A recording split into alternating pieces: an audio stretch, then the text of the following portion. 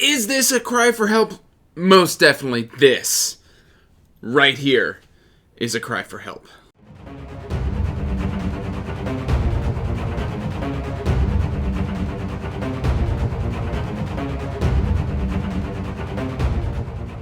Hey everyone, welcome back to Andrew's Wizardly Reads, and as you can see by the massive stack of books, it's probably time for a book haul. Before we get into that though, please like this video, subscribe to the channel, as it does help the channel grow, and you can check the description box down below for links to all my social media, including my PANGO books, where I'm going to be selling the books that I've removed from the shelves to make room for these books, which some of these may eventually end up on that PANGO books, so that link is in the description box down below.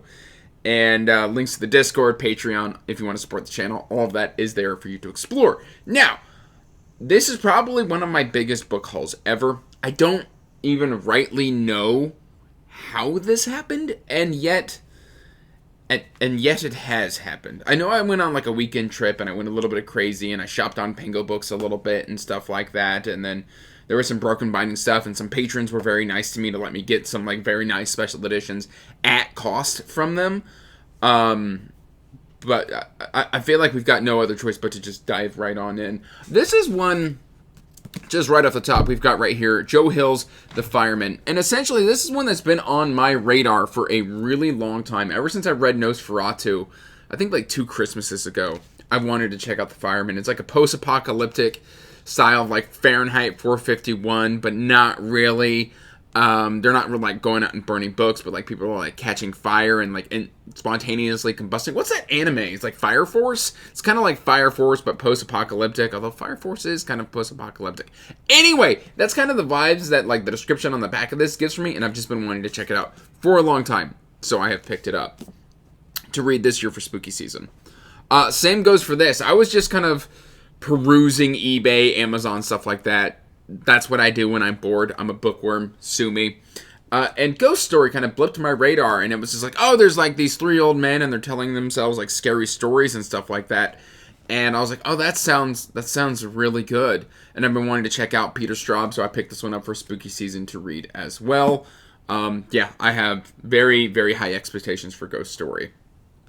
Then I went out on a weekend trip with my wife, and we went to some kind of cool bookstores, and I found this sucker. This is David Farland's, originally published as David Wolverton, which was one of his other publishing names. This is a bind-up duology of Worlds of the Golden Queen. This is book 1 and book 2, and complete in 1 volume. Originally published as 2 books, Worlds of the Golden Queen is a stellar tale of love, adventure, sacrifice, and war, set in a fantastic future. And I really enjoyed the first Rune Lords, so I figured I would pick this up to read at some point in the future. I have no idea when, but I now have this in the collection.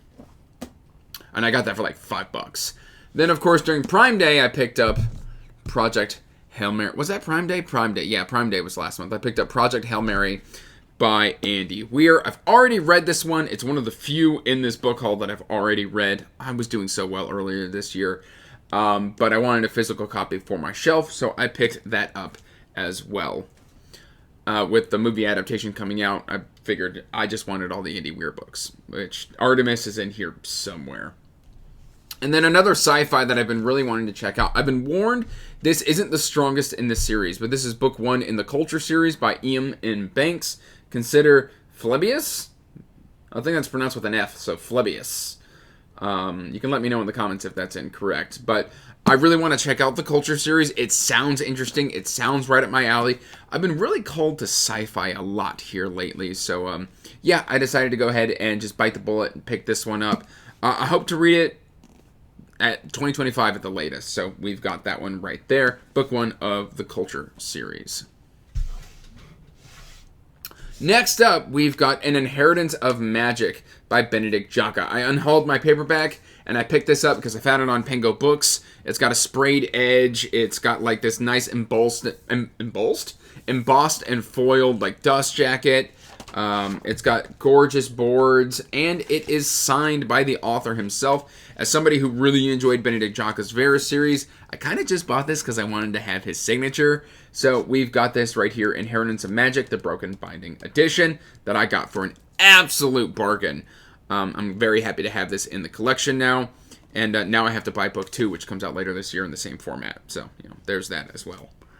I have no idea really what that's about. I still haven't read it, but, you know, at some point I will. Then I kind of showed these off in a short, and I got a nice little card from the author because I bought this directly from him. We've got Riven Earth. This is Book of Astia, Volume 1 and Volume 2, which is Sundered Moon. Look at these gorgeous buttes. The world has stopped turning, burned by a blazing sun, thrust into eternal winter. Life survives only in the sunset forest. That sounds really awesome, and it's got a gorgeous, gorgeous cover. Same with Sundered Moon. I feel like I'm butchering the author's name, but that's Zamar Ahmar. So please correct me if that is incorrect. But gorgeous. As soon as we started talking, I was just like, hey, can I buy your books off of you? And he said, absolutely. So these are signed by the author. Ooh, and some illustrations in there as well. Look at that. That's gorgeous. That's stunning. Very beautiful. Next up, one of my patrons, Chris, the Bearded Book Beast. You should check out his channel. I'll have it linked in the description box down below. He was doing his bookshelf tour, and I saw something about Sandman Slim. And I've heard this from multiple sources across BookTube, that I need to check out Sandman Slim. It's about this like guy who goes to hell and then kind of comes back. And it's supposed to be like an urban fantasy. This is kind of like a movie-style poster. It's even rated R. But it's like, life sucks and then you die. Or if you're James Stark, you spend 11 years in hell as a hitman before finally escaping only to land back in hell on earth that is Los Angeles. And that is Sandman Slim. Very interesting style of paperback. It's kind of almost like rectangle. Well, I guess it's more rectangle. It's closer to square than normal. I don't know what I'm trying to say. It's like short and squat, but at the same time, like it feels like it would be nice and easily readable. So I've gone ahead and picked this one up. Love it. Then, of course, you knew that The Blood Dim Tide was coming out. I've been talking about it. This is by Stephen Arian. This is the sequel to Judas Blossom, which is book 2 of Baron the Nightingale. I think I've gotten all of that correct. My memory just kind of went... So, yeah. Anyway, we've got Blood Dim Tide here. I'm very excited for this one. I wanted to get to it almost as soon as it came out, and yet, like, this one's been kind of just shoved back by the TBR, so hopefully I can get to this soon, because I have been waiting for it for over a year now. Loved Judas Blossom. This is Mongolian historical fantasy, and I can't wait to get stuck in. Now, these 4 I bought as a lot off of eBay, and essentially I bought these because I went to my half-price books. I was getting rid of some Pango stock that wasn't moving, and I figured I would just kind of give it to half-price books, because that's what you do at half-price books. You essentially give it to them, because they give you pennies on the dollar. I can take 30 books to half-price books, and they'll give me, like, would you like $7 for these $300 worth of books? And I'll just have to grin and say thank you. But I came across the Anubis Gate, which I don't have, by Tim Powers. And then also they had this special edition on the shelf that was talking about the life and works of Tim Powers. And I was like, oh, that's super interesting. So then when I got home, I kind of picked these up because I didn't want the special edition about an autobiography about an author I've never read, even though it was signed by like 16 different authors and individuals, China Melville being one of them. But like it was enough to get me curious about the author. And I got this set for like $16 to $12. It was very, very affordable. We've got Tim Powers' Last Call, Tim Powers' Declare, Hide Me Among the Graves, and 3 Days to Never. There we go. These are 4 books that are kind of like, I think they're like thriller, horror, adventure, some fantasy. It's just kind of sounds like a mishmash of all of that. And I wanted to pick them up. And so I did. And I do want to pick up the Anubis Gate as well. I've currently got it in my Pango Books like cart because I found a copy on there for like $3. I just haven't pulled the trigger yet. Next up, I mentioned some patrons were kind enough to sell me some special editions at cost. And this is from Fina from Fina Reads. Her channel will be in the description box down below as well. You should 100% be subscribed to Fina. Huge shout out to Fina. Love her. This is the Gentleman Bastards trilogy.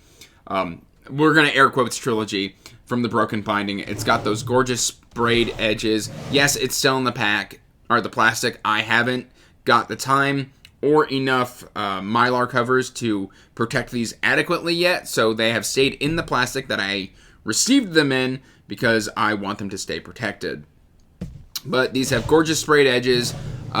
You've seen online what the boards look like. I'm not going to unwrap these right now, but I do have these now in hardcover in my collection. And I know I hear you saying, but haven't you DNF'd the Lies of Locke Lamora twice? And the answer is yes. Yes, I have. However, it's not because I think it's a bad story. I just kind of get squirreled into something else. And so I'm going to read these with my eyes physically. And we're going to try that because I've always tried audio before. So we're going to stick these on the shelf. And we're going to come back to this giant stack of books. And I could probably just start using my desk space now for what remains, even though we've still got quite a few books to talk about. We've got The Sundering Hours by Jacqueline Hagan. This is book 4 in the Riverfall Chronicles, so now I'm 2 books behind on this series. I started Blue Flames last month, but I got distracted, of course, because, mood reader, that happens. But I'm very happy to have this, and I had to, do some rearranging and some unhauling to make room for this on the shelf. I do love rearranging. I'm planning on doing, a live stream rearrange type of deal within the next couple of months. I still need to do a live stream for reaching 1 million views here on the channel. I would love to do that. Let me know in the comments down below if that's something you're interested in. But yep, we've got The Sundering Hours, book number 4 in Riverfall. That's going to go right here. Next up, as I drop stuff, that happens. We have got The Crimes of Rooker Flynn by A.R. Witham. And this is, I believe, book 1 on the Rooker Flynn trilogy that AR has been working on for quite some time now. It's got gorgeous spiders on the cover. I believe I did the cover reveal for book number 2 here on the channel live with AR. And the audiobook for this one is coming out here soon. And I can't wait to hear AR narrate this to me. He dropped this off on my front porch at 10 p.m., and it was, I did a whole short about it where it's just this giant, obnoxious nesting doll style of packaging. It was fantastic. Huge shout out to AR's wife, who I believe did the majority of that packaging. It was masterful, and I now have this in my collection.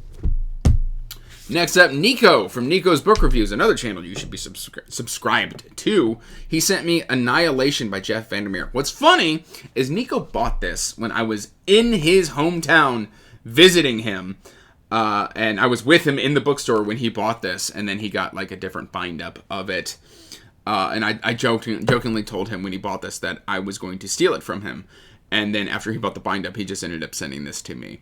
I know Murphy from Murphy Napier really wanted me to read this. She wanted Nico to read it, which is why he read it, and so I have this, and I plan to check out the Southern Reach trilogy. So there is that. Here's Artemis. I know this is supposed to be the weakest of the Andy Weir books, and yet I believe this was still the sci-fi book of the year, some variation of that award for 2017. So it's still going to be a great book. It's just probably not as good as The Martian or Project Hail Mary, but still going to check this one out. I've been really enjoying my Andy Weir reads, so I picked this one up off of PANGO, I do believe. I don't know, I did some PANGO book shopping this last month. But yeah, I'm excited for that one. And then I got lucky on this one. Basically, this is Janny WS Initiate's Trial in hardcover, which is very hard to get a hold of. I bought this off of Amazon from a third-party seller. And this is a former library book, so I was able to remove all the stickers and protect the dust jacket and wrap it in Mylar and stuff like that. This got lost in the mail. And right before they were getting ready to issue me a refund, it showed up a week late, just lost in the mail, and then just magically, poof, appeared at the front door. So I'm very lucky to have this, because I got it very affordably at, I think $38 for this copy. And then, when I went to go buy the replacement after it was reported lost, they had jumped up to, $78. So I got an absolute steal on this. I am now just missing one book in the Wars of Light and Shadow. And that one's not available in hardcover, and it's hard to get in trade paperback, so we're going to see what I do there. I might do that one just on ebook, or maybe I'll take the effort to kind of hunt down the trade paperback version. I don't know. We'll see. But we have that. And then another huge shout out to another patron. That is Ryan.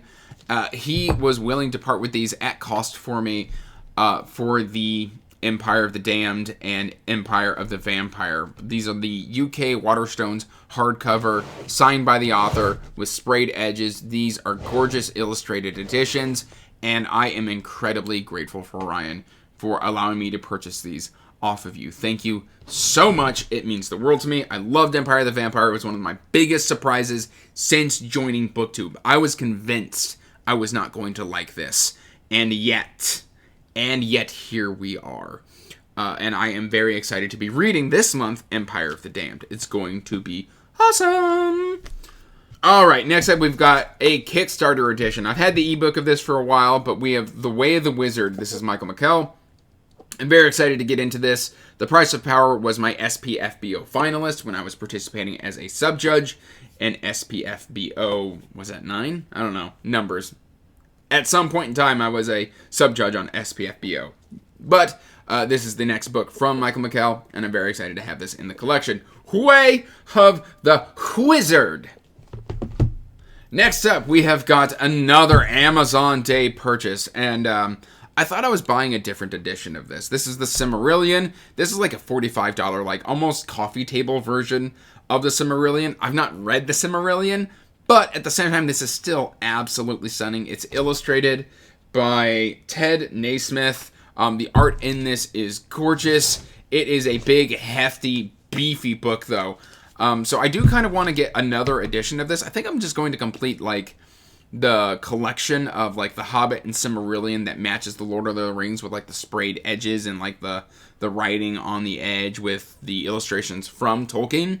I may get that as well, but I figured this is one that I still wanted to read because, frankly, like, the Simarillion is something I've been interested in since I was 17, and I've never been able to get through it. So hopefully here soon I will come back and I will be able to have said I've read the Simarillion. Then I purchased this beefy boy. And this is Philip C. Quantrill's A Time of Dragons, Once There Were Warriors. This is the broken binding edition. Something about the black sprayed edge, the purple. It just immediately told me I had to buy this. I know I haven't been the biggest proponent or supporter of Philip C. Quantrill. However, I think his books were well written. I just had problems with the narrator, problems which I've since started resolving. I've just realized that I was trying to listen to that narrator way too fast. I was doing like 1.5. He's a 1.2 at best speed narrator, so I needed to slow down. So I'm going to be coming back to Philip C. Quantrill with this series and hoping to dive on in. All right, let's put some of these back over here, just so I'm not blocking the microphone and my audio sounds all muddy. Next up, I did a short about this. I have been curious. My friend Andrew D. Meredith, author of many fantastic books, Collation Cycle, which currently has a live Kickstarter for the first 4 books in hardcover. I'll have that linked in the description box if you want to check it out. But he was talking to me about Warhammer 40k. I've been kind of, I've been immersed in nerd culture. I played D&D as a teenager, Magic the Gathering and stuff like that. So I've been aware of like Warhammer 40k and the figurine painting and the tabletop armies and stuff. Like, I've been aware of it, but I've never checked out the story itself. And I was told the place I had to start was Horus Heresy. And that's Dan Abbott's Horus Rising. There's a letter different there. Rising? Yeah. One letter? I don't know how spelling works. Anyway, Dan Abbott's Horus Rising, Warhammer 40k. I've got this in the collection. I've added a few of these to the Amazon wish list. So hopefully I can get to these here soon. There are audiobooks, which will probably be me leading into immersion reading. And now we've got a whole bunch of mass market paperbacks to talk about. We've got Isaac Asimov's The Foundation, at least the first 4 Foundation books. I don't know if I'm going to like these, but I still wanted to pick them up because they've got gorgeous cover art. We've got Foundation, Foundation and Empire, Second Foundation, and Foundation's Edge here in this great box set. I've showed these off on a short before, but they're just absolutely stunning. This is the one, I saw this at a half-price books, but they didn't have Foundation, and I didn't want to just track this down and buy it, and I found the box set on eBay. And I walked around when Tori was visiting last month with this for like 20 minutes. And then I ended up not buying it, but then later I ended up buying the whole set. I used to have the Barnes & Noble hardcover of the first 3, but like the typeface that they went for, the font for the body of the text was basically unreadable. And I couldn't read it, and so I ended up getting rid of that set. But next up, we've got some Simon R. Green. And this is all because of my patron, Heidi. So huge shout out to Heidi. Apparently, I am just buying all the books that my patrons recommend to me. So that's a thing that I'm doing now. And again, some of these are probably going to end up having to be unhauled because I was supposed to be downsizing and I didn't do that. So we've got Simon R. Green's Deathstalker, which I've been told is like 1950s like parody take on 50s sci-fi. I don't know why I said it that way, but I did. We've got Deathstalker number 1. I believe Deathstalker Rebellion is number 2. And then I get these mixed up. So we've got Deathstalker War and Deathstalker Honor. And I picked up most of these. I was actually quite silly. I picked up the first 4 on a weekend trip with my wife that I mentioned earlier, where I bought that David Farland book. And then like they had different editions or like different cover art. And I had them in my hand. And then I put 2 of them back. Because even though they had non-cracked spines, they were the wrong art. And then I picked up what I thought were the 2 in the matching art. And then I bought 2 copies of Deathstalker. So then I had to go on to eBay and buy Deathstalker Rebellion. Even though I had a copy of Rebellion in hand, I bought 2 copies of Deathstalker. One which I sent to Nico to try and force him to read the series with me. Then we've got some Carol Berg. This is also because of Tori.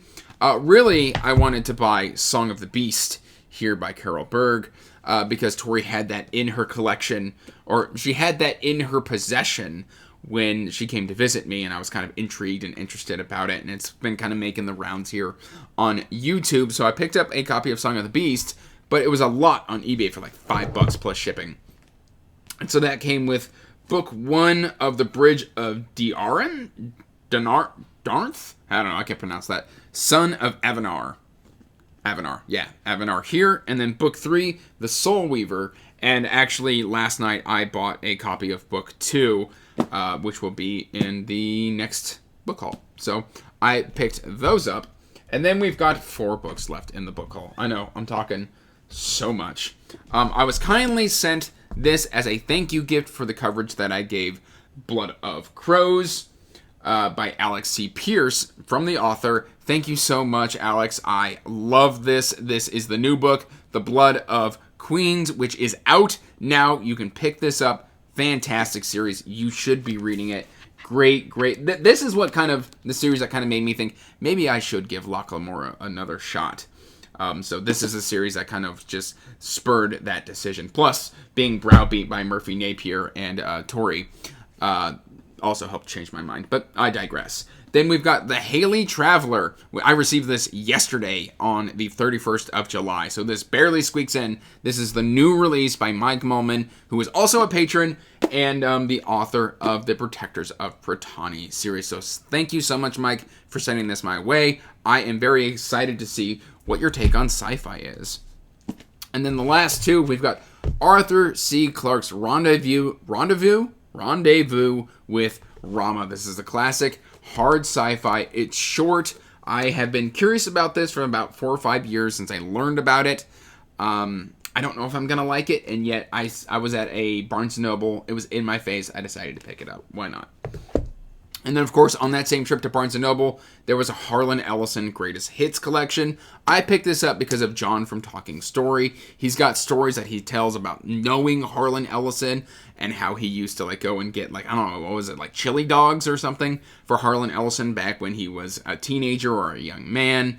And he would watch Harlan Ellison kind of sit there and write short stories and stuff on demand for people who were willing to buy that service from him inside of a bookstore. That's something Harlan Ellison used to do, is he would just sit there and write one-off short stories for people. And I thought that was really cool. So when I saw this one, I decided to go ahead and pick it up and see what John was raving about with Harlan Ellison. That is my unhinged, out-of-control book haul. Let me know what you think about some of my pickups in the description box down below. That's all I've really got for today, guys. I hope you're doing well. I hope you've picked up some gorgeous books. Till next time, peace out. Stay magical. Bye. And as always, I want to give a huge thank you to my patrons. Thank you for supporting my passion and my hobby. It means the world to me.